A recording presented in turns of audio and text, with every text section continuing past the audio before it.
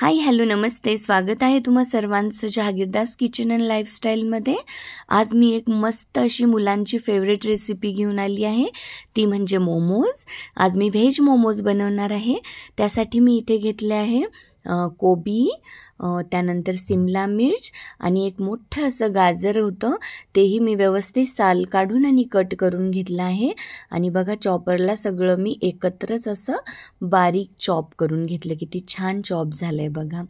त्यानंतर मावशींनी मला इथे मैदा भिजवून दिला, त्यासाठी इथे 1.5 वाटी मैदा, त्यामध्ये चवीपुरतं मीठ आणि थोडंसं तेल टाकून बघा किती छान मऊ असं भिजवून ठेवलंय। आणि त्यानंतर इथे बघा मी अद्रक किसून घेतलं होतं, लसूण ठेचून घेतला होता आणि हिरवी मिरचीही बारीक चॉप करून घेतली होती। ते सगळं मी इथे कढईमध्ये तेल घेऊन त्यामध्ये टाकून परतवून घेतलं। त्यानंतर एक कांदाही मी चॉपरला बारीक चॉप करून घेतला होता।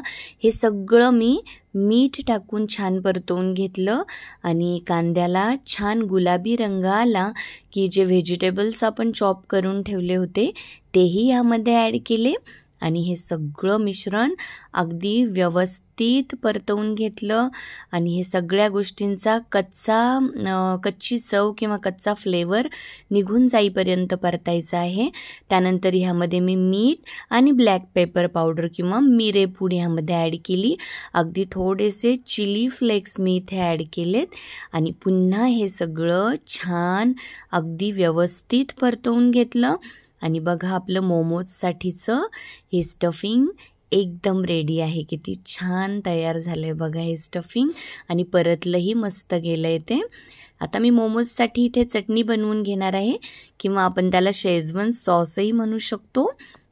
त्यासाठी मी इथे 3 मोठमोठे लाल कलरचे छान टोमॅटोज घेतले आहेत आणि एक 10-12 लाल मिरची मी यामध्ये टाकल्या आणि उकळत्या पाण्यामध्ये छान टोमॅटोजचे साल बाजूला होईपर्यंत उकळून घेतलं आणि थंड झाल्यानंतर बघा अशी प्युरी तयार करून घेतली।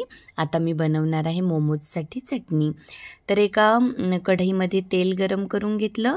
अगोदरच उरलेला हा ठेचलेला लसूण आणि किसलेलं अद्रक मी ह्यामध्ये ॲड केलं आणि हे सगळं व्यवस्थित मी छान त्याचा कच्चा स्मेल जाईपर्यंत परतवून घेतलं।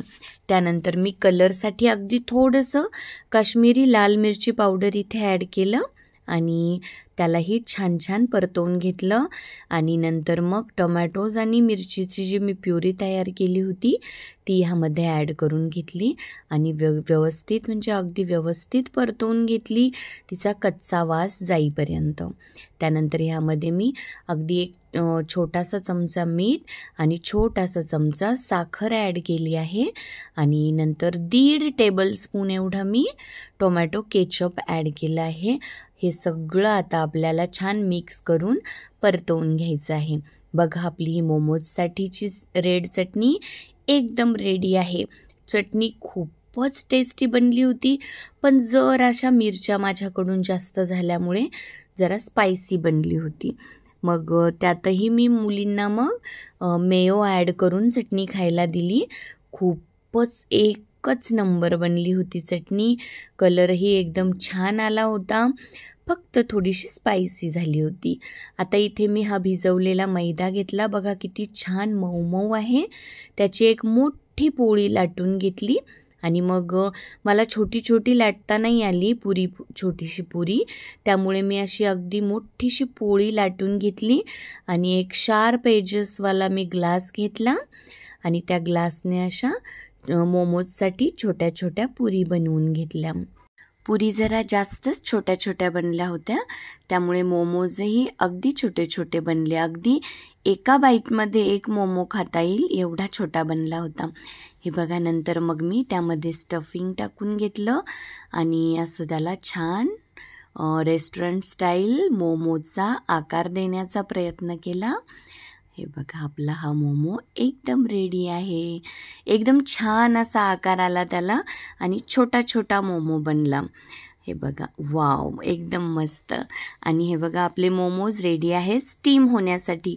इथे माझ्याकडे जी इलेक्ट्रिक केटल आहे तिला असं मी वर असं छान ही प्लेट ठेवली, त्याला मग ब्रशने छान तेल लावून घेतलं आणि त्यावर मग आपले हे मोमोज स्टीम होण्यासाठी ठेवले. खाली केटलमध्ये पाणीही मस्त उकळलं होतं. मग आता मी हे मोमोज ठेवून छान त्याला स्टीम होऊ दिले. अगदी 2 ते 3 मिनिट्समध्ये मोमोज स्टीम होऊन एकदम रेडी होतात. हे बघा किती छान स्टीम होत आहेत मोमोज. आणि आता 2-3 मिनिट्स नंतर आपले मोमोज एकदम रेडी आहेत. बघा किती छान दिसत आहे. आकार तेवढाही छान नाही आला, माझ्या मते आकार आणखीही छान येऊ शकतो, पण त्याला खूपच स्किलफुल असावं लागतं. आणि इथे तुम्ही मोदकचाही आकार देऊ शकता. हे बघा नंतरचा आकार छान जमला होता प्रॅक्टिस झाल्यानंतर. आणि हे बघा आपले मोमोज आणि मोमोजची ही चटणी एकदम रेडी आहे. चटणी जरा स्पायसी झाल्यामुळे मी मुलींना मग थोडंसं त्यामध्ये मेयो ॲड करून ही चटणी सर्व केली. हे बघा, वाव, ही सुद्धा एवढी टेस्टी लागली ना. मेयो ॲड केल्यानंतर तर खूपच टेस्ट वाढली ह्या चटणीची. आणि आमच्याकडे एक व्यक्ती आहे घरामध्ये, तिला चॉपस्टिक्सची भारी आवड आहे. तर तिने बघा असे चॉपस्टिक्सने मोमोज एन्जॉय केले. आमच्या बर्थडे गर्लला आम्ही तिचे हे फेवरेट मोमोज खाऊ घालून मस्त सरप्राईज दिलं. मग संध्याकाळी फॅमिलीसोबत आम्ही बाहेर गेलो, एका छान आमच्या आवडत्या रेस्टॉरंटला सेलिब्रेशन केलं.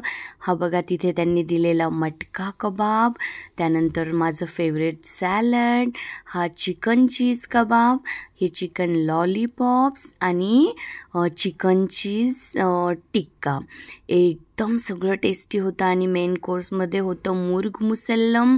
आम्ही सर्व फॅमिली मिळून खूपच एन्जॉय केलं. धमाल, गप्पा, धिंगाणा, एकमेकांची खेचाखेची, खूपच भयानक एन्जॉय केलं. आमची फॅमिली आणि आमचं बर्थडे सेलिब्रेशन म्हणजे जवळजवळ आमचं शक्ती प्रदर्शनच असतं. सर्वांनीच फूड, गप्पा, गोष्टी खूपच एन्जॉय केल्या. मस्त मस्त बर्थडे सेलिब्रेशन झालं आणि रात्री खूप उशिरा घरी आलो. आणि बघा आता आजची ही आमची बर्थडे स्पेशल रेसिपी सर्वांनी नक्की ट्राय करा. आणि चॅनलला लाईक, शेअर, सबस्क्राईब करायला अजिबात विसरू नका. आणि डॉक्टर असल्यामुळे मला फुकटचे सल्ले देण्याची खरंच खूप सवय आहे, पण अनुभवाचे बोल असतात आणि त्याचा सर्वांना उपयोग व्हावा असं मला प्रामाणिकपणे वाटतं. सगळ्यांनी छान छान खा, मस्त व्यायाम करा आणि अगदी छोटंसं आयुष्य आहे हो, खूपच छान जगा, हसत खेळत जगा, अजिबात टेन्शन घेऊ नका. आणि ही रेसिपी आजची नक्की ट्राय करा आणि सर्वांनी मस्त व्यायाम करा, आनंदी, सुखी, समाधानी राहा. Thank you so much.